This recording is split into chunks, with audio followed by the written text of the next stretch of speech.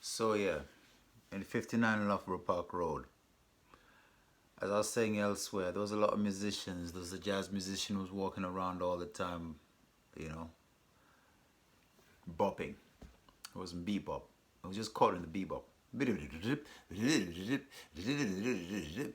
Walking through the park, everywhere he's just on it. Saxophone. Just, well, be careful you don't go mad in London. You know, that was one of the things. And they used to come and go. So like I said, Sheila, his brother was into Zouk, so I got a bit of that rhythm as playing with it, you know.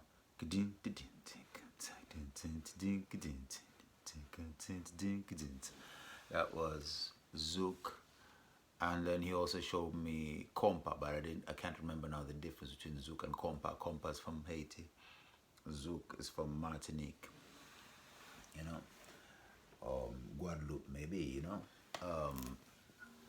And so these musicians would be in Paris. A lot of the musicians were in Paris, where Sheila was from. So a lot of music was coming from there. And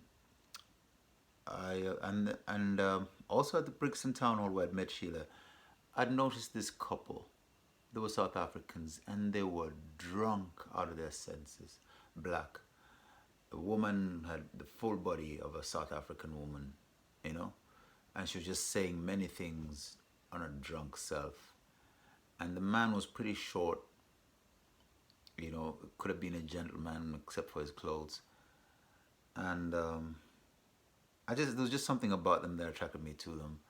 But one day, the man showed up at 59 Loughborough Park Road, and he was telling me, I think I tried to say it in the other video, he was telling me about music. He just came out of the blue.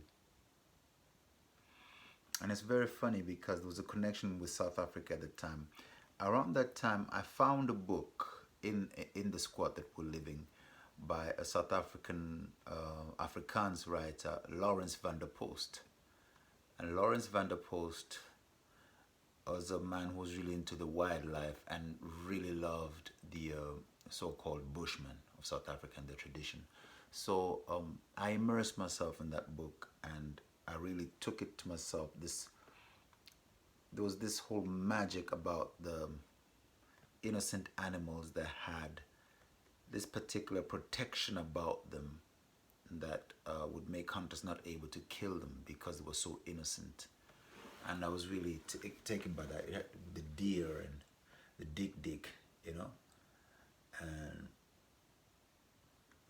so I was into that book a lot. And then this brother showed up, black South African, and he used to play the penny whistle, you know. It kind of like spokesmachiane type of, like, you know, the penny whistle, they really make it nice in South Africa. So that was the instrument that he would play. And a couple of weeks later, I saw him on Channel 4 or BBC 4 or BBC 3, I can't remember, a documentary about him being an exiled South African musician. And I'm trying to find him and I can't find him.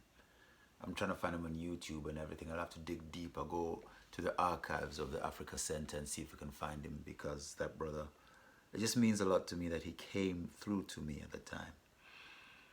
This must have been around autumn. It was beginning to get dark. It must have been because it was after Carnival. I had gone to Carnival for the first time. I went up and I wasn't impressed. It just did not make sense to me. Carnival never made sense to me, you know. It just didn't, you know, going up, down, dancing, whatever. I was like, you know, what's the point of this, you know? So I'd rather stay at home and write songs or go to the street and make money, work, you know. I was always into work first. So I touched by a Carnival and I thought to myself, I could walk. That was probably the only time. Any other time that I went to Carnival, it was just to, let me go check, see, since it's Carnival, I'll go check it, and then check it a little and come right back home. But that time in 1989 is the time that I spent the most time at Carnival because I was curious and I wanted to be part of it. And I stopped by sound system, you know, the sound system, reggae sound system, people toasting and all of that. And I was like, yeah. You know, it's like, okay, you know, I'm a Bob Marley person, you understand? Peter Tosh person, free Africa type of person, you know, revolutionary type of person. Not really have time for this, you know. I've left school to do something about Africa. That was my mindset from the beginning and still is right now. So time went by. Well, I went. So it's getting like towards September, maybe October, when this brother came by. And as I said in the other video, he saw me practicing and he says, "Oh, you like chords?" And he says, "It's very good that you're practicing all the time." And so he saw me playing the major chord. Says, "Don't just play the major chord, you know, play the seventh." So the major is the full, but the seventh, it opens the door to the universe. So if you play the seventh, it's different, you know. So he says, no. Music, real music is made on sevenths. So do that. So that's the D major. But make it a seventh. And he says, you know, and I was like, okay. And then he showed me something. He showed me an F, which was shaped like this. Or just, you know, the chord that was shaped like this instead of the way I usually would have it. And I was really like, wow, great. And for some reason, after he was gone, because this is before Mandela was free, for some reason, when he was gone, I started putting together a diminished shape that I learned because I was really trying to break out of everything. I really wanted to play music. I really wanted to be a good musician. So already by the time I'd come to London and I was given that house to clean up, that the diminished was the chord I was working a lot, you know. I go, freedom.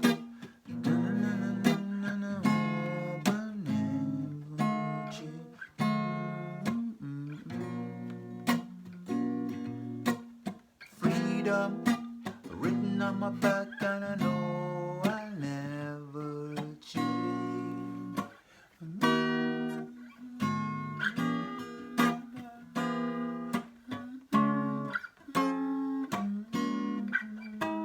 I remember, like, going through all these things for future times was a song called. So I'm suffering, I'm cleaning this house for future times. That was a song. It was a jazz. So I was trying to get into the jazz thing. Anyway, so I took the diminished chord and I put it together with the chord that he showed me. And what came out of me was this very South African vibe, very Ngoni Zulu vibe, you know. And it's a song that I'm really gonna work on one of these days. And it's like our traditional Ngoni beat, you know.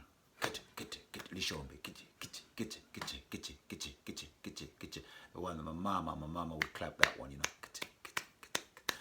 That beat is the beat of the Zulu warriors when they're on the march. You know, when you're Zulu, Ngoni, you're going to war now. And what Ngonis were known for was covering long distance in short time, like what's his name?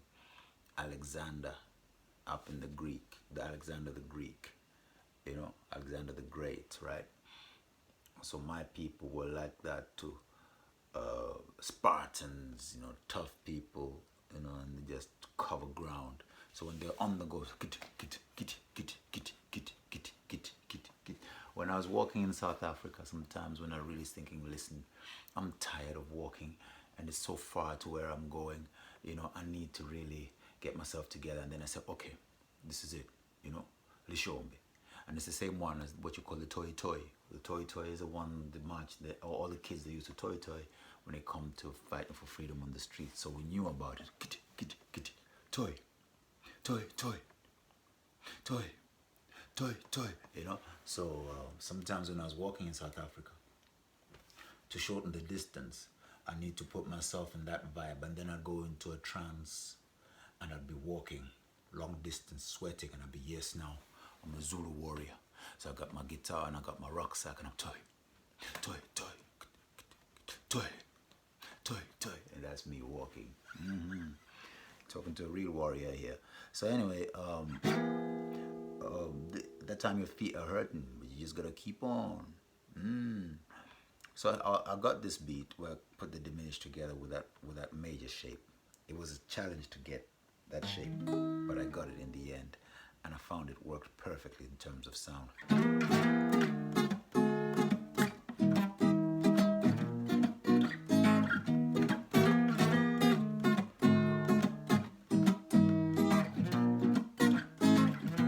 One day Soweto will be free.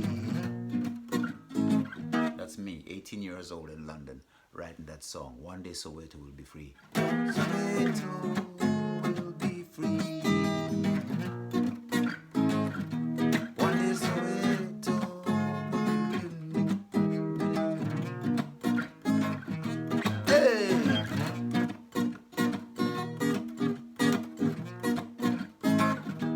And you feel it, it's like ska, right? Like that fast ska.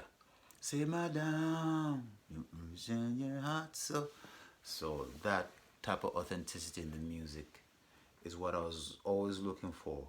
And when we used to go jamming in heaven and everything, there was so many superficial people, so I didn't really love to be around too many people, because I had to learn to mix with people.